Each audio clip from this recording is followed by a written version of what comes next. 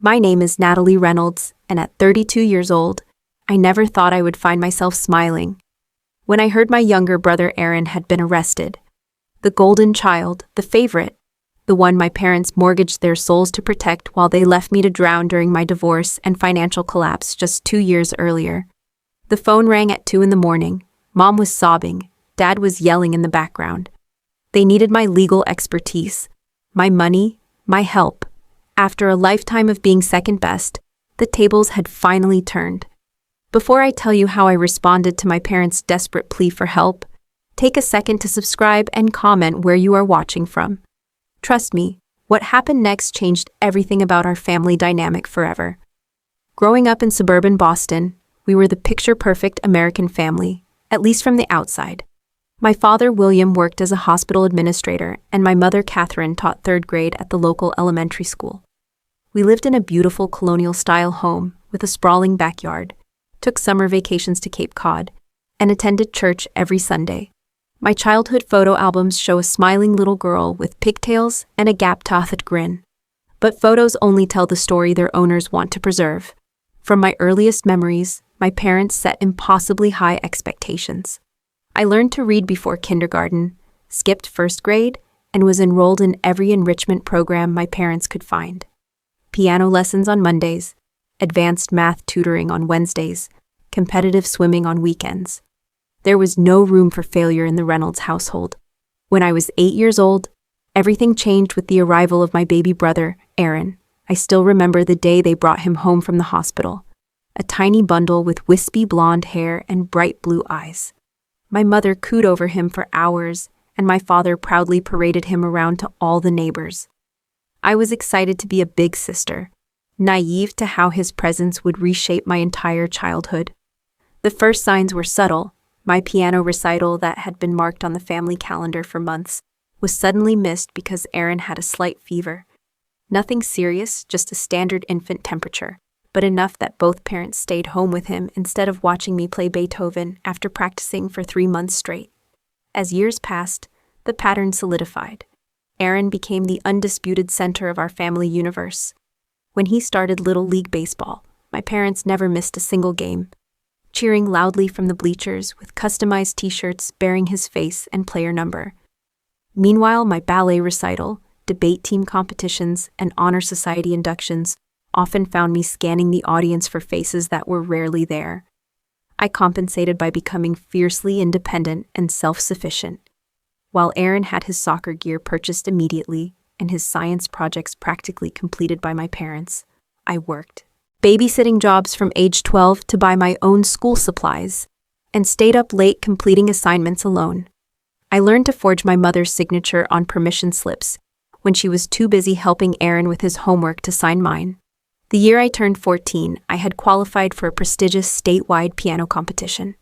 After months of preparation, the big day arrived.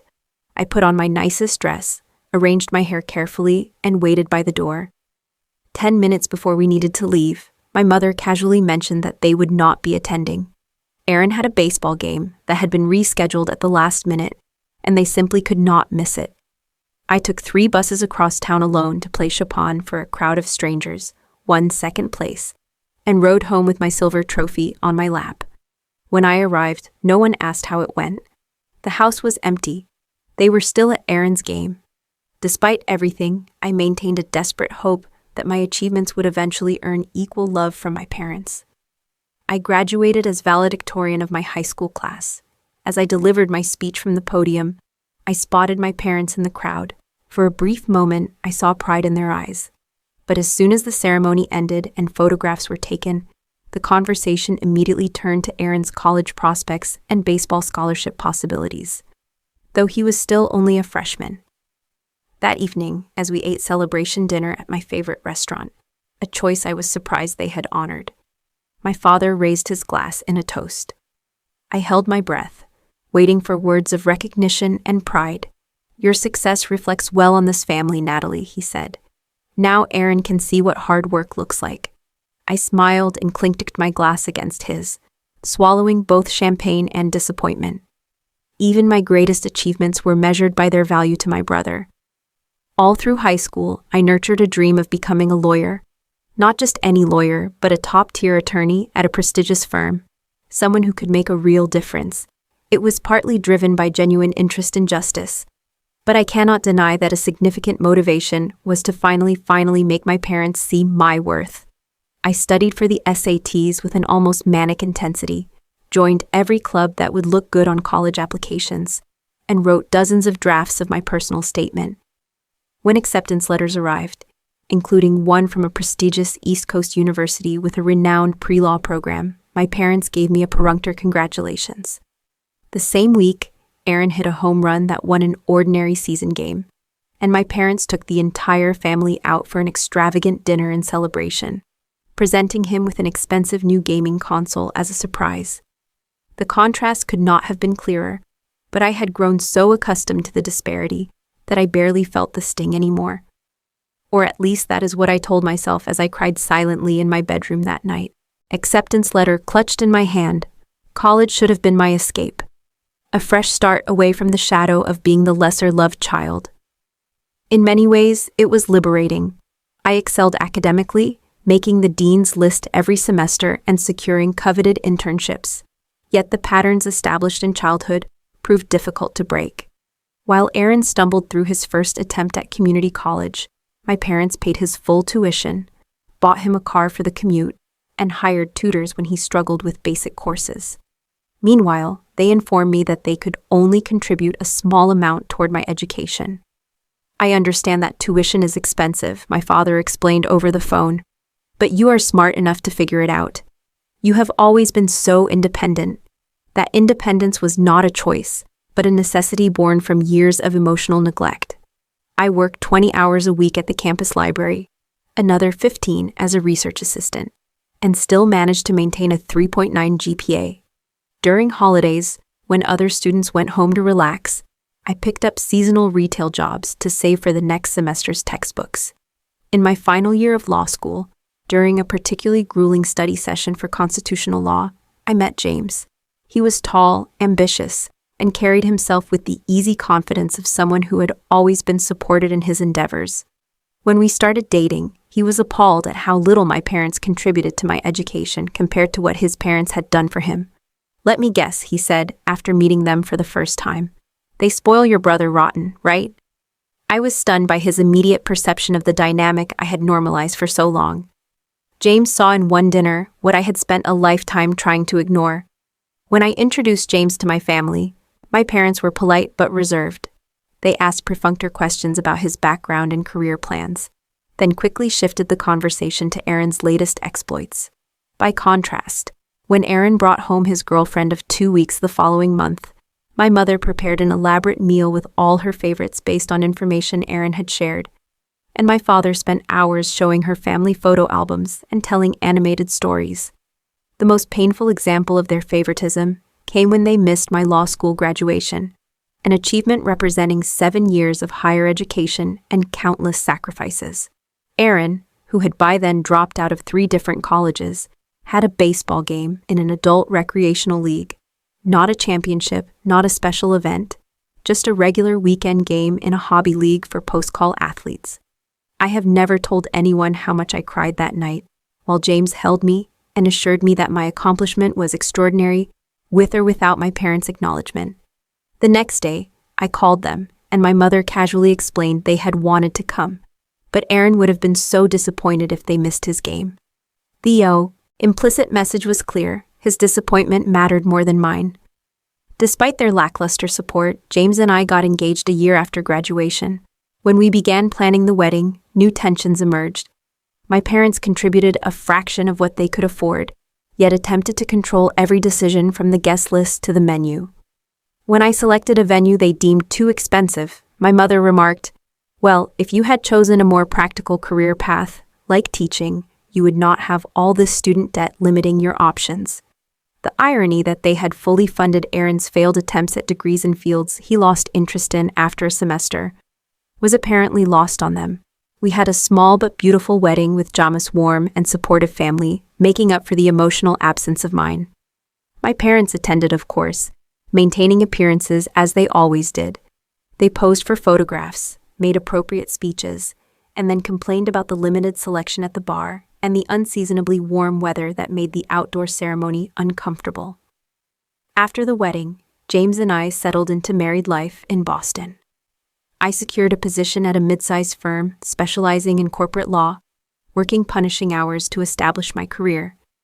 We bought a small condo, adopted a cat named Justice, and created a life that felt like a refuge from the emotional inequity of my childhood home. I made dutiful calls to my parents every Sunday, visits on major holidays, and sent thoughtful gifts for birthdays and anniversaries. Yet each interaction left me emotionally drained as conversations inevitably centered around Aaron's latest ventures, his relationships, or my parents' concerns about his direction in life. My achievements at work, our home renovations, or plans for the future warranted only passing interest. When James and I suffered a heartbreaking miscarriage in our third year of marriage, my mother expressed brief sympathy before changing the subject to Aaron's girlfriend troubles. I ended the call early and sobbed in Jama's arms, finally voicing what I had always known, but never fully acknowledged. My parents will never love me the way they love him. I will always be an afterthought. It was the first time I had said it aloud, and somehow naming the truth made it both more painful and more liberating. James suggested I consider therapy to process the years of emotional neglect, but I was not ready. Instead, I threw myself deeper into my career, seeking the validation there that had always been withheld at home. 5 years into our marriage, I was offered a position at a prestigious law firm in Chicago, a significant step up in both responsibility and compensation. The decision to move meant leaving Boston, the city where both James and I had built our careers, but the opportunity was too valuable to pass up. James, who worked in financial consulting, was able to transfer to his firm's Chicago office, though the move represented a lateral step rather than an advancement for him. We found a beautiful apartment in Lincoln Park with large windows overlooking the city and enough space for a home office. The first year was exhilarating. I thrived in the competitive environment of the new firm, quickly establishing myself as someone who could handle complex cases and demanding clients. My salary nearly doubled, and for the first time in my life, I felt financially secure. The distance from my parents was both physical and emotional. Our calls became less frequent with the 3-hour time difference providing a convenient excuse. When we did speak, I found myself less affected by their persistent focus on Aaron and his struggles. I was building a life where their approval mattered less. Meanwhile, Aaron had embarked on yet another venture, a sports memorabilia business that my parents helped finance, with what I later learned was a withdrawal from their retirement fund. When I expressed concern about this during a rare visit home for Thanksgiving, my father dismissed me with a wave of his hand. Aaron has tremendous entrepreneurial spirit, he declared proudly. He just needs the right opportunity to showcase his talents. I bit my tongue, refraining from pointing out that this was the fourth right opportunity they had financed in as many years. As my career accelerated, subtle tensions emerged in my marriage. James began making comments about my long hours, the work dinners I could not miss, the vacations we had to postpone. When we had moved to Boston, I had supported his career without question. Now that the dynamic had shifted with my job taking precedence, he struggled to adjust. I tried to compensate by making our limited time together special planning, elaborate date nights, surprising him with weekend getaways, handling most of the household responsibilities despite my heavier workload. Yet, the resentment simmered beneath the surface of our interactions. 12 days before our 6th anniversary, I came home early planning to surprise James with tickets to a concert by his favorite jazz musician. I found him in our bedroom with my colleague Sarah, a junior associate who had joined the firm 3 months earlier. The confrontation that followed was ugly. James did not deny the affair, but instead turned the blame toward me. If you were ever home, if you ever put our marriage before your career, if you were not so emotionally closed off, the accusations poured out, each one striking a nerve exposed by years of parental neglect. Was I truly incapable of being loved? Was I fundamentally flawed in some way that made me unworthy of loyalty and commitment? I moved into a hotel that night, unable to bear the sight of our apartment, the bed, the life we had built together. The next morning, I called in sick for the first time since joining the firm, and spent the day alternating between tearful breakdowns and numb, staring at the hotel room wall. In a moment of vulnerability, I called my mother. I needed parental comfort, the unconditional support that had always been so elusive.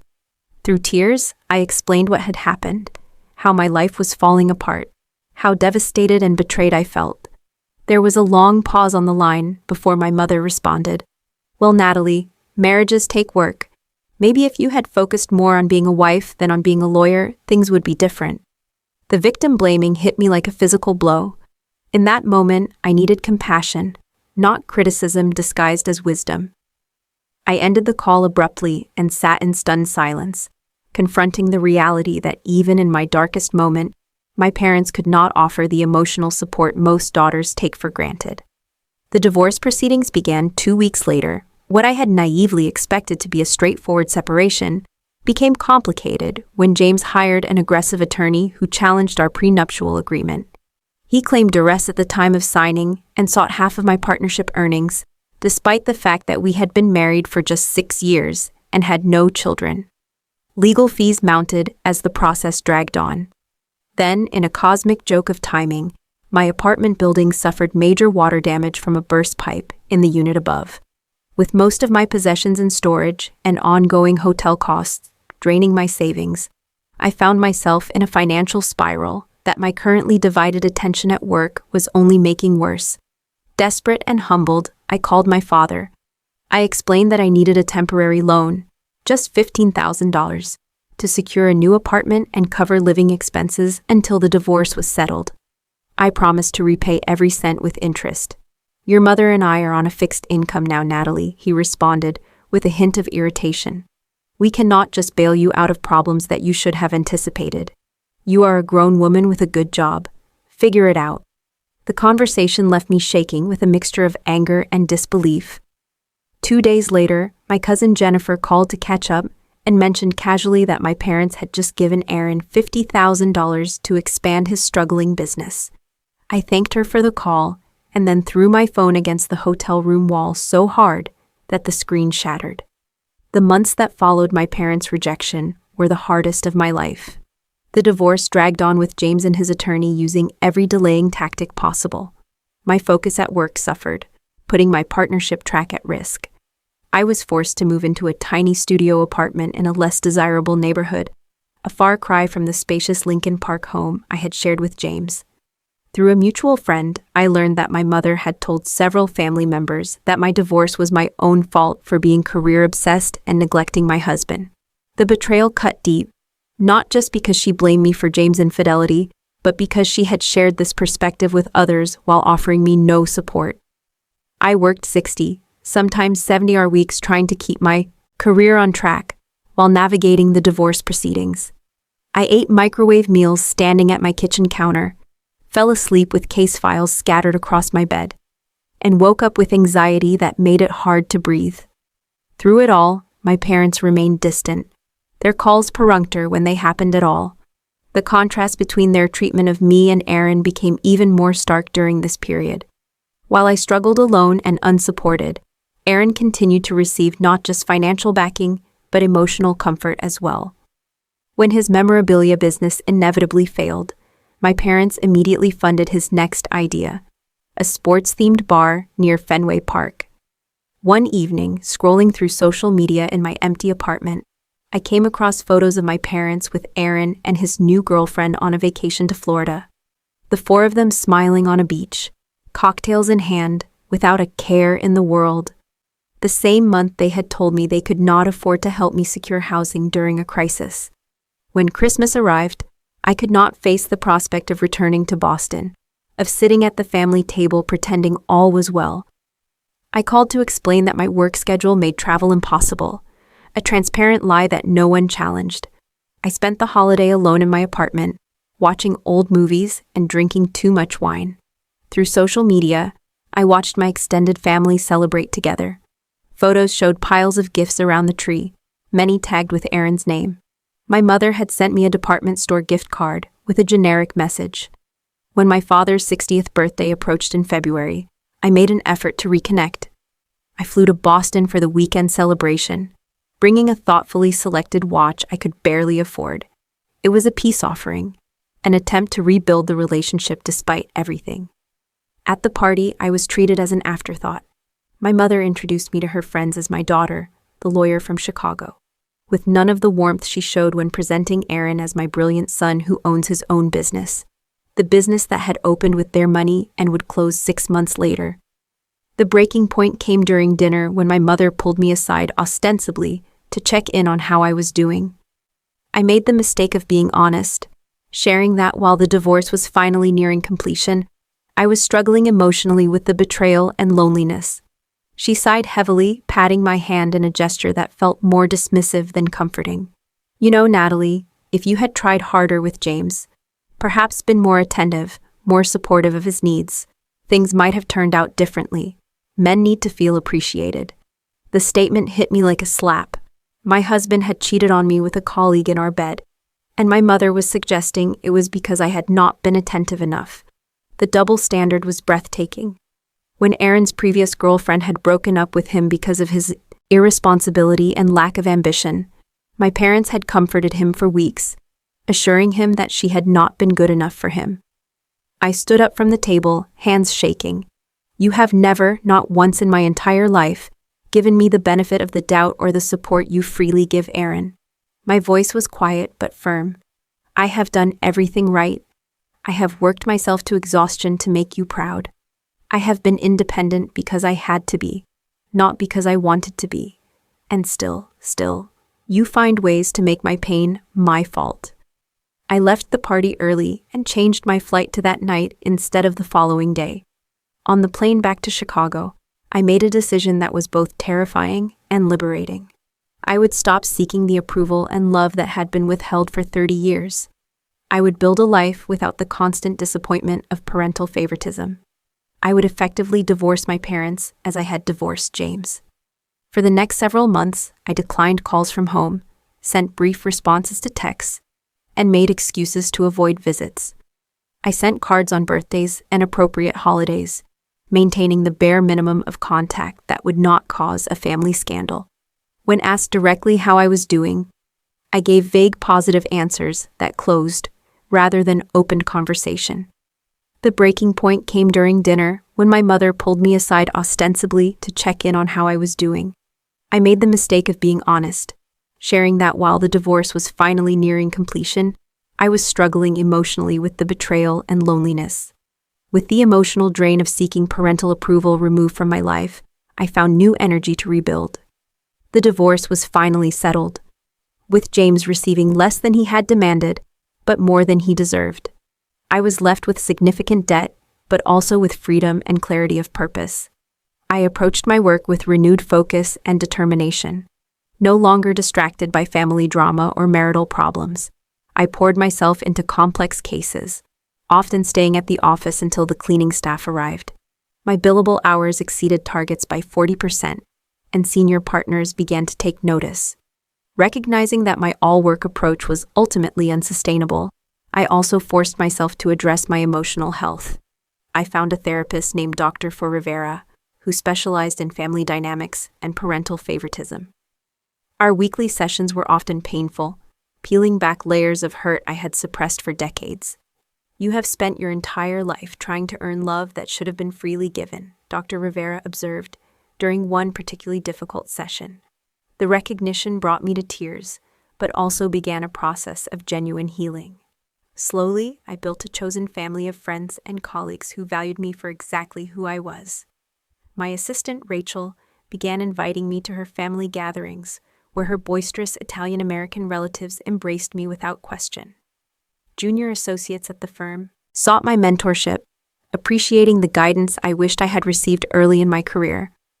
Most significantly, I developed a close relationship with Victoria Chen, a senior partner who saw potential in me that I sometimes doubted myself. 58 years old with a reputation for brilliance and brutal honesty, Victoria became the mentor I had always needed. After observing me handle a particularly challenging deposition, she invited me to coffee and offered candid feedback on both my strengths and weaknesses. You have exceptional analytical skills and presence in the courtroom, she told me. But you work like someone trying to outrun something. Sustainable success requires balance. Under her guidance, I began to approach my career more strategically, focusing on quality over quantity and developing my own client relationships rather than simply executing work for senior partners. When a high-profile case involving corporate fraud allegations against a major pharmaceutical company came in, Victoria recommended me to lead the defense team, despite my relatively junior status. The case consumed 6 months of my life, but resulted in a favorable settlement that saved our client millions while implementing meaningful compliance reforms. The morning after the settlement was finalized, I arrived at my office to find a handwritten note from Victoria on my desk. Exceptional work. Natalie, you have earned your place at the table, not by working yourself to death, but by being smarter and more strategic than your opponents. I see great things ahead for you, signed with her characteristically precise signature. I framed the note and hung it behind my desk, a reminder that genuine recognition comes from those who truly see your value. The professional success translated to financial recovery. By my 31st birthday, I had paid off the divorce-related debt and saved enough for a down payment on a small but elegant condo in a doorman building with a view of Lake Michigan. The day I signed the mortgage papers as a single woman using only my own name and credit was one of the proudest moments of my adult life.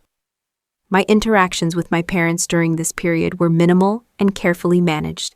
I called on major holidays, sent appropriate gifts, and deflected questions about visits with vague references to my busy schedule. I shared little about my professional achievements or personal growth, knowing from experience that these would be acknowledged only briefly before the conversation turned to Aaron. From occasional communications with extended family, I learned that Aaron continued his pattern of failed ventures and parental bailouts. The sports bar closed within a year, followed by an attempt at a food delivery app that never launched despite significant investment. My parents refinanced their house to fund his projects, a fact they never mentioned during our infrequent calls. In this period of rebuilding, I also cautiously re-entered the dating world. After a few forgettable first dates arranged through well-meaning friends, I met Michael at a charity gala hosted by my firm. A pediatric surgeon with kind eyes and a quick wit, he approached relationships with the same thoughtful intentionality he brought to his medical practice. Unlike James, who had resented my ambition, Michael respected and admired my dedication to my career. He understood the demands of a high-pressure profession and never made me feel guilty for late nights or working weekends when necessary. More importantly, he recognized the emotional wounds I carried and never used them as weapons during disagreements. After dating for 8 months, I finally shared the full story of my family dynamics, expecting the usual uncomfortable sympathy or well-meaning but unhelpful advice. Instead, Michael listened attentively, asked thoughtful questions, and then said something that shifted my perspective. Your parents' failure to value you properly reflects their limitations, not your worth, he told me, holding my hand across the dinner table. Their inability to love you as you deserve says everything about them and nothing about you. It was a simple statement, but profound in its impact. For the first time, I truly internalized that the problem had never been me. No achievement, no success, no amount of perfection would have changed the fundamental imbalance in my parents' hearts. The liberation in that realization was life-changing. As my personal and professional life flourished, I received increasingly concerning updates about Aaron through family channels. There were rumors of gambling debts, 2 DUIs handled quietly with expensive lawyers, and business investors threatening legal action. My parents shielded him from consequences, as they always had, mortgaging their retirement security to protect him from the results of his own choices. I felt a complex mixture of emotions about his situation. There was the lingering hurt of the disparity in how we had been treated, a small shameful part of me that felt vindicated by his failures and genuine concern for my brother as a human being. We had never been close, the age gap and parental favoritism creating a chasm between us, but he was still family. I attempted once to reach out directly, suggesting coffee when I was in Boston for a case. His response was dismissive, clearly influenced by whatever narrative our parents had constructed about my distance from the family. I did not push further, accepting that some relationships may never be what we wish they could be. By my 32nd birthday, I had created a life that felt authentic and fulfilling. I had close friends, a relationship based on mutual respect and genuine affection, and a career trajectory that exceeded even my ambitious goals. I had made peace with the reality of my family situation, establishing boundaries that protected my emotional well-being while maintaining minimal contact. I believed I had finally broken free from the dysfunction of my childhood, that I had moved beyond the hurt and disappointment. I was wrong. The real test of my healing and of my character came at 2:15 on a Tuesday morning when my phone rang with a call from my parents' number. The shrill ring of my phone cut through the darkness of my bedroom, startling me from a deep sleep. The illuminated screen showed my parents' number, something that would have been unusual at any hour, but was alarming at 2:15 in the morning. My first thought was that someone had died. Natalie. My mother's voice was barely recognizable, high-pitched and breathless with panic. "We need your help. It's Aaron has been arrested." I sat up in bed, fully awake now, aware of Michael stirring beside me. Something serious must have happened for my mother to call at this hour, especially given our distant relationship over the past year and a half. "What's happened?" I asked, keeping my voice neutral despite the adrenaline now coursing through my system. The story spilled out in a chaotic narrative, punctuated by my mother's sobs and my father's angry interjections in the background. Aaron had been arrested for wire fraud and embezzlement related to his latest business venture, a cryptocurrency investment platform that had apparently been operating as a sophisticated Ponzi scheme. The authorities alleged he had defrauded investors of nearly $2 million. "He needs a lawyer, Natalie, a good one. Your father and we put up our house for his bail, but we need help with legal fees. You work at that big firm. You must know people. You have to help us." The desperation in my mother's voice was palpable, and for a moment I felt a flicker of the old familiar response, the ingrained need to solve problems and earn approval. But alongside it rose a wave of bitter memories. The times I had needed help and been told to figure it out myself. The dismissal of my pain during the divorce. The decades of favoritism that had shaped my childhood and early adulthood. I could picture them clearly in their home in Boston. My mother in her floral robe, my father pacing in his slippers, their world collapsing around them as the golden child finally faced consequences they could not shield him from. For the first time, they needed me more than I needed them. "I'll need to know more details before I can offer any advice," I said carefully, professional training kicking in despite the emotional complexity of the situation. "How much is the bail? What exactly are the charges? Who is representing him currently?" As they answered my questions, a clearer picture emerged, each detail more damning than the last. Aaron had created a company that promised extraordinary returns on cryptocurrency investments. He had used early investors' money to fund an extravagant lifestyle while attracting new victims with fabricated success stories. When the scheme inevitably collapsed, multiple investors had gone to authorities. The evidence against him was substantial. My parents had mortgaged their home to post his $500,000 bail, depleting their retirement savings in the process. The court had assigned a public defender whom my father dismissed as useless. They wanted me to either represent Aaron myself or arrange for my firm to take the case pro bono. They also needed money for ongoing expenses, while they focused on supporting Aaron through his crisis. "Natalie, you have to understand your father is having chest pains from the stress," my mother said, her voice taking on the manipulative tone I recognized from childhood. "We're still your parents, no matter what disagreements we've had. Family helps family."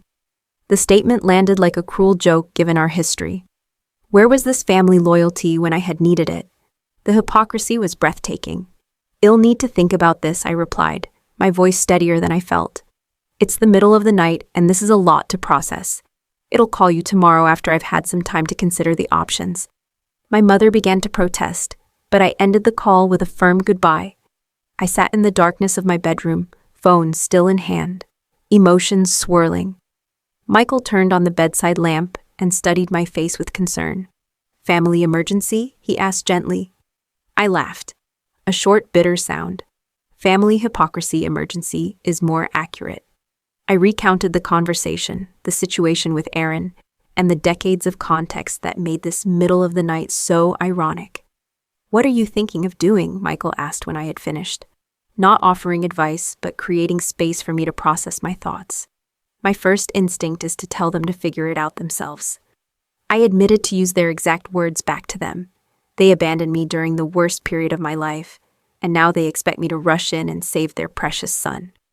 I paced the bedroom, energy and anger making sleep impossible. The more I thought about it, the more my rage built. Every birthday celebration focused on Aaron. Every achievement of mine minimized. Every request for support denied, while he received endless resources and chances. 3 decades of inequality and emotional neglect, culminating in this audacious request for help. I could refuse them outright. It would be justified, perhaps even cathartic. I imagined the satisfaction of saying no, of allowing them to experience the same abandonment they had inflicted on me. The fantasy was briefly sweet, but quickly turned hollow. Or I could help unconditionally, fall back into the familiar pattern of attempting to earn love through sacrifice and performance. Take on Aaron's case, write checks for their expenses, be the beautiful daughter despite everything. The thought made my stomach turn. Neither option felt right. Neither reflected the person I had worked so hard to become. I spent the rest of the night wrestling with the decision, weighing justice against mercy, boundaries against compassion. When morning came, I called Dr. Rivera and arranged an emergency session during my lunch break. "They have placed you in an impossible position," she observed after I explained the situation. "But this is also an opportunity to establish a new dynamic, one based on honesty and appropriate boundaries, rather than resentment and capitulation." We discussed potential approaches, the psychological implications of different responses, and what healthy boundaries might look like in this specific situation. By the end of the session, I had formulated a plan that honored both my history and my healing. That evening, I called my parents back. Michael sat beside me on the couch, a silent support as I navigated this crucial conversation. "I've given your situation a lot of thought," I began, when my father answered. "I am willing to help, but we need to be clear about what that help will look like and what it will require from all of us." There was a pause before my father responded, his voice guarded. "What exactly do you mean?" "I mean that I will provide consultation on Aaron's legal situation and can recommend attorneys who specialize in white-collar crime," I explained calmly. "I will not personally represent him or ask my firm to take the case pro bono, as that would be an ethical conflict and inappropriate use of my professional position." I continued before he could interrupt.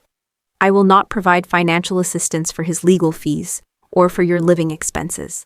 What I am offering is my professional expertise and guidance through this process, contingent upon all of us, including Aaron, attending family therapy, to address the long-standing patterns that have contributed to this situation." The silence on the other end of the line stretched for several seconds. When my father finally spoke, his voice was tight with barely controlled anger. "So, you're using our crisis as leverage to force therapy on us. This is about your brother facing serious charges, Natalie, not about your feelings or childhood grievances." I had anticipated this response, the deflection and minimization that had characterized so many family interactions. This time, I was prepared. "No, Dad. This is about setting healthy boundaries while still offering help. Aaron is facing consequences for his actions after a lifetime of being shielded from them. I'm offering valuable professional assistance that could make a significant difference in his case, but I will not participate in the dysfunctional patterns that brought us all to this point." My mother took the phone, her voice tearful, but with an edge of the manipulation I recognized all too well.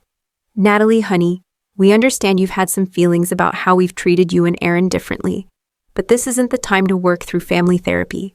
Your brother could go to prison." I took a deep breath, centering myself before responding. "Mom, Aaron may indeed face prison time, regardless of who represents him. The evidence sounds substantial. What I'm offering is help navigating a difficult legal situation while also addressing the family dynamics that have enabled his behavior for years. Those are my terms. You can accept them or seek help elsewhere." Another long silence followed. I could almost hear their unspoken communication, the looks exchanged, the silent calculation of options. Finally, my father returned to the phone. "Well, consider your offer," he said stiffly. "In the meantime, could you at least send information about attorneys who might take Aaron's case?" I agreed to email a list of reputable criminal defense lawyers specializing in financial crimes, ending the call with a calm assurance that I would be available to discuss next steps when they had made their decision about my terms. After hanging up, I leaned against Michael, emotionally exhausted, but also experiencing a strange sense of peace. For the first time in my relationship with my parents, I had stated my boundaries clearly and stood firm in the face of their manipulative tactics. "That was impressive," Michael said, kissing the top of my head. "How are you feeling?" "Terrified," I admitted, and sad, and somehow relieved all at once. In the days that followed, I sent the promised list of attorneys and waited. 3 days passed without contact, then 4, then a week. I knew they were testing my resolve, hoping I would cave and offer unconditional help, as I had always done in the past. This time, I held firm. 9 days after our call, my mother contacted me again. Her voice was subdued, the desperation now tinged with resignation. "We would like to accept your help," she said, without preamble. "And well do the family therapy if that's what it takes." I felt no triumph in their capitulation, only a somber recognition that we were entering uncharted territory in our family dynamic.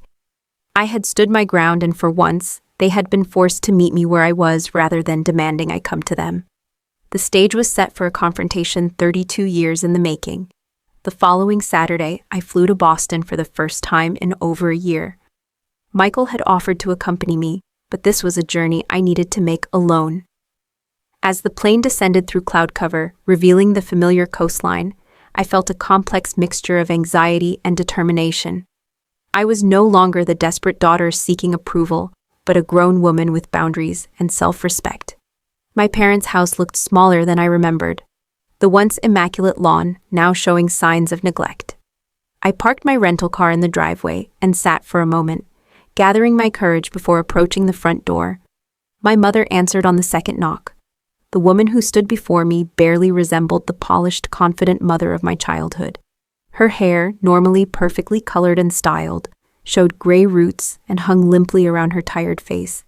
Deep lines bracketed her mouth, and her eyes held a haunted quality I had never seen before. "Natalie," she said, her voice catching slightly. "Thank you for coming." The formal politeness between us felt strange after decades of complicated history. She led me into the living room where my father waited. He too had aged dramatically in the months since Ed last seen him.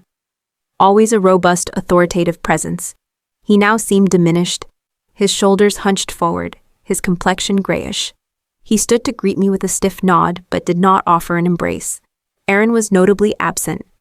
"Currently at a friend's," my mother explained vaguely when I inquired, though I suspected he was avoiding this initial confrontation. We sat awkwardly in the living room where I had spent so many holidays feeling invisible. Family photos still lined the mantel, the majority featuring Aaron at various ages and stages.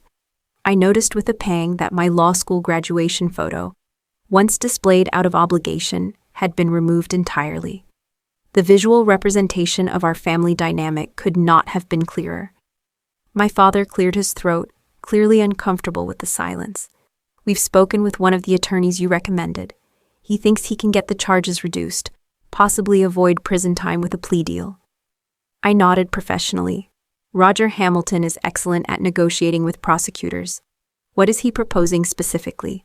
As my father outlined the legal strategy, I could see both parents visibly relaxing, falling into the familiar pattern of discussing Aaron and his needs. This was comfortable territory for them, unlike the emotional reckoning I had required as a condition of my help. When he finished, I set my purse aside and leaned forward, making direct eye contact with both of them.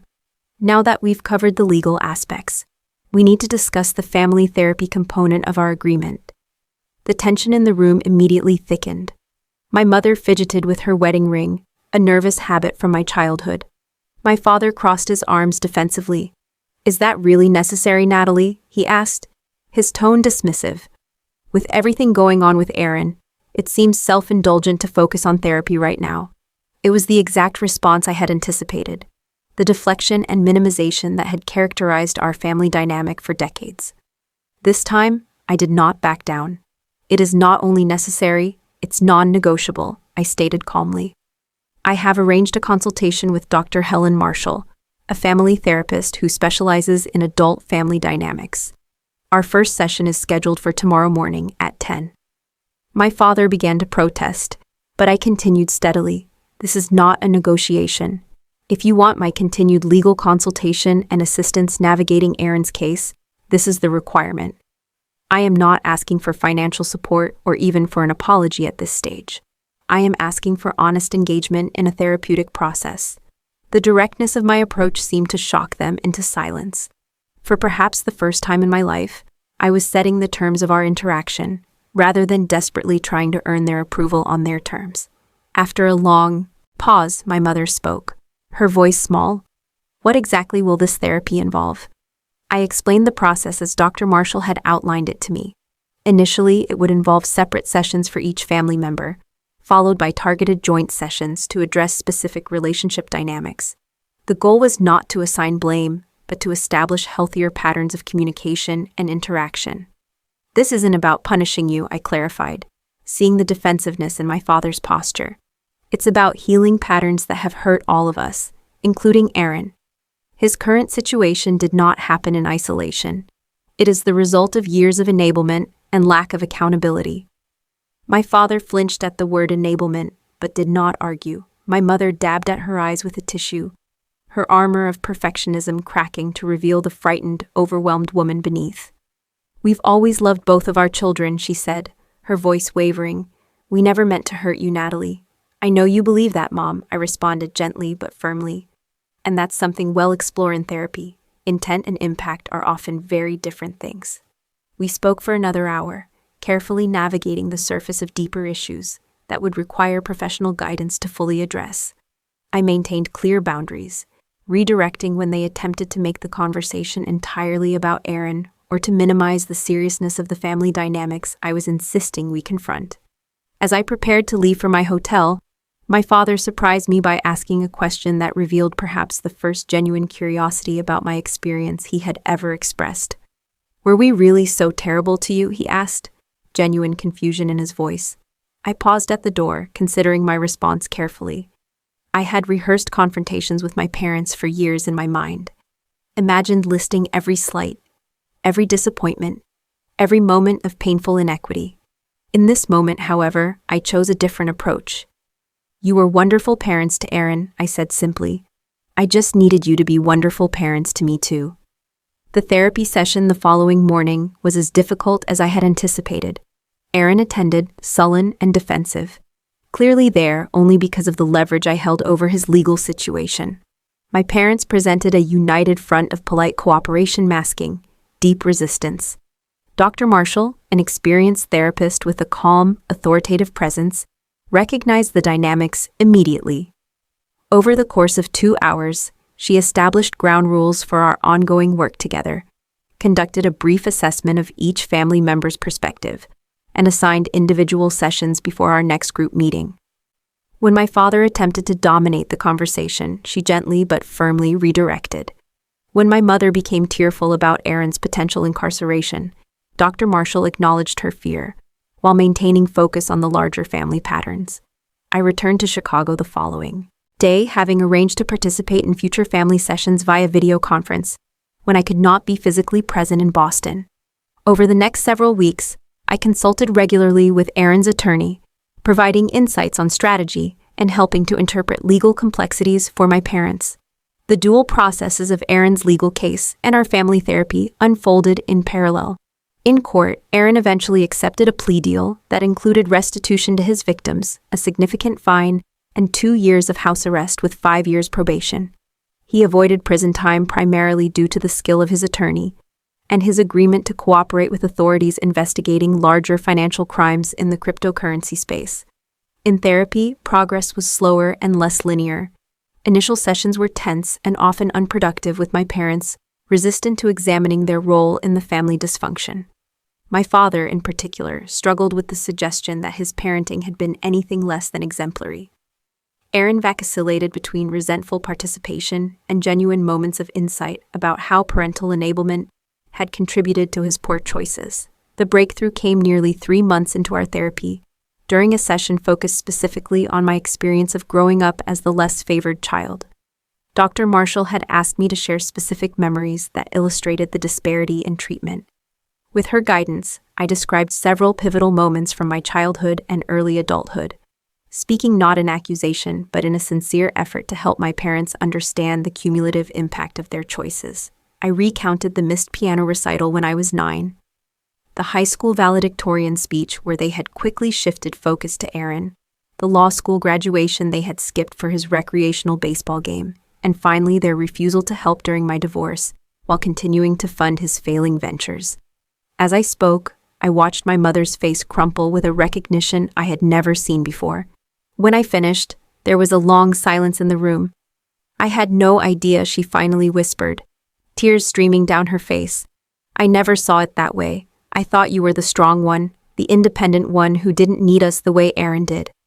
My father sat rigid in his chair, jaw clenched, but I could see the conflict in his eyes, the beginning of an uncomfortable reckoning with decades of choices. In the sessions that followed, we began the painful process of rebuilding our relationship on more honest terms. There were setbacks and difficult moments. My father stormed out of one particularly challenging session when Dr. Marshall pressed him on his different expectations for his son and daughter. Aaron missed several appointments when the discussion became too personally confronting. Yet slowly, incrementally, change began to take root. My mother called me directly, not to discuss Aaron, but to ask about my work, my relationship with Michael, my life in Chicago. My father, after weeks of resistance, finally broke down during a one-on-one session with Dr. Marshall. In our next family meeting, he addressed me directly with tears in his eyes. I was wrong, Natalie, he said, his voice unsteady. I told myself I was being a good father because I provided for you materially, because I pushed you to excel. But I failed to give you what every child deserves: unconditional love and support. I failed you and am deeply sorry. The apology was not a magical solution to decades of hurt, but it was a beginning, a foundation upon which we could build something new if we chose to. 6 months after Aaron's arrest, Michael proposed during a weekend trip to Lake Geneva. When I called to share the news with my parents, my mother asked thoughtful questions about our plans and offered to help in any way we wanted without attempting to take control. My father expressed genuine happiness and, for the first time in my memory, pride in me that was not compared to or overshadowed by Aaron. We planned a small wedding for the following spring. Throughout the planning process, my parents respected our choices and contributed financially without strings attached. When the day arrived, my father walked me down the aisle with tears in his eyes. During his toast at the reception, he spoke words I had waited a lifetime to hear. Natalie has always been extraordinary, he said, looking directly at me. Her intelligence, her determination, her capacity for forgiveness and growth have humbled me. I am more proud to be her father than words can express. Aaron attended the wedding with his new girlfriend, a grounded, straightforward woman who seemed to expect accountability from him in a way previous partners had not. Our relationship remained complicated, but therapy had helped us begin to relate to each other as adults, rather than as competitors for parental attention and resources. The journey of healing our family has been neither quick nor easy. There have been difficult conversations, painful recognitions, and moments of backsliding into old patterns. Yet the honest foundation we have built has allowed for something I never thought possible: a relationship with my parents based on mutual respect, rather than performance and approval seeking. I no longer measure my worth by their validation. The confidence and self-respect I fought so hard to develop have become integral to who I am, regardless of external affirmation. And paradoxically, it was only when I stopped desperately seeking their approval that a healthier relationship became possible. If you have ever felt like the less favored child, if you have spent years trying to earn love that should have been freely given, I want you to know that your worth is not determined by someone else's inability to value you properly. The healing begins when you recognize that the problem was never you. Have you experienced favoritism in your family? How did you handle it? Please share your stories in the comments below. If this story resonated with you, subscribe to hear more journeys of setting boundaries and finding self-worth. Remember, sometimes the most important family we have is the one we choose for ourselves. Thank you for listening, and I wish you courage on your own path to healing.